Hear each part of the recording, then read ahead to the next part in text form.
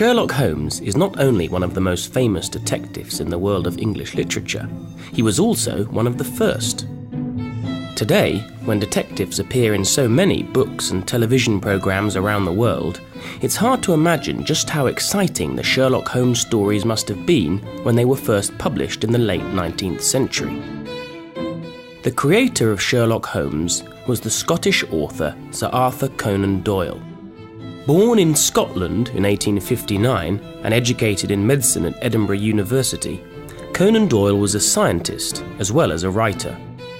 And it was the combination of these two interests that shaped the character of his groundbreaking detective, Sherlock Holmes. While Sherlock Holmes was a fictional character, Arthur Conan Doyle was often inspired by real-life criminal cases. Conan Doyle's writing was also very influential in the development of what was, at the time, the new detective technique of forensic science. Dr. Caroline Morton teaches forensic science at the University of the West of England in Bristol. Forensic science is using science to help investigate crimes and then bring evidence to court. There's a range of evidence that's very useful. The best would be something like DNA or fingerprint evidence, where we might be able to say with a fingerprint that one particular person must have left that fingerprint. DNA is extremely good. But all sorts of things like mud on someone's shoes, fibres from their clothing, a bit of broken glass, all sorts of things can be a link between a person and the scene of a crime. She explains more about Conan Doyle's impact on the science. There's not much recorded until really the end of the 19th century, beginning of the 20th century. And Sir Arthur Conan Doyle, who invented Sherlock Holmes, in many ways led the way. He was giving the police and the scientists ideas. He was trained as a doctor. He knew about investigating crime, looking at post-mortem injuries. And in his stories, Sherlock Holmes was investigating using some science. So he was coming up with ideas for linking people to places, following their footprints, mud on trousers, that people weren't doing. And he made people think how to use science to solve crime.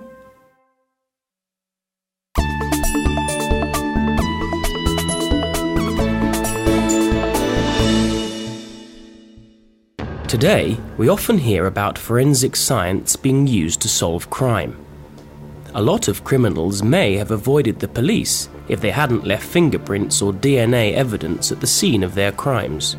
But now we know more about forensic science from fictional television programs than from factual news reports. And one program more than any other might be responsible for this. The American crime drama CSI, Crime Scene Investigation. Dr. Lindsay Steenberg is writing a book about forensic science in popular culture. So CSI starts in 2000. The original series is called CSI Crime Scene Investigation, and it is about a group of people solving crimes in Las Vegas. It is so popular that it has 2 spin-off series.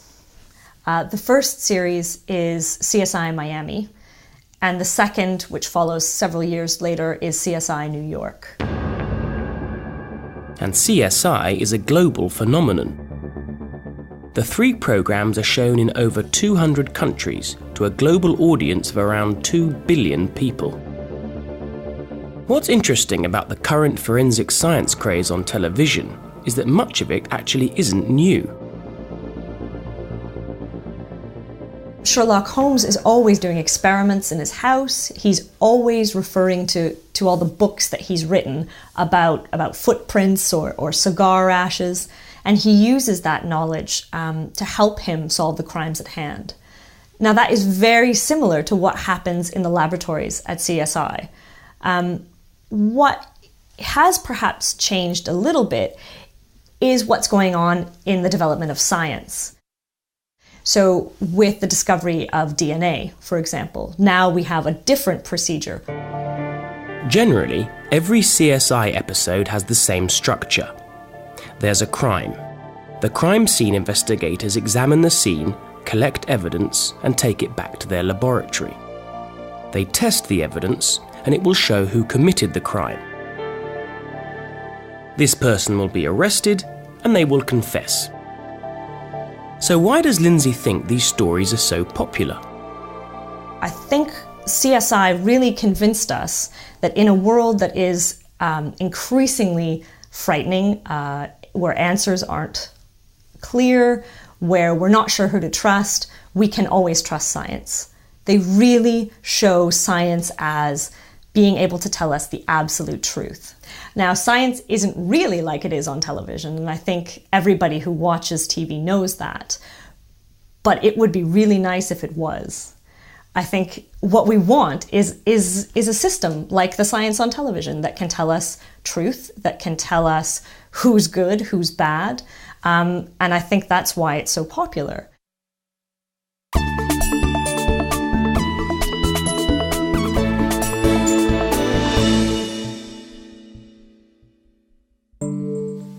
Obviously, we all know that science can't be like it is on television.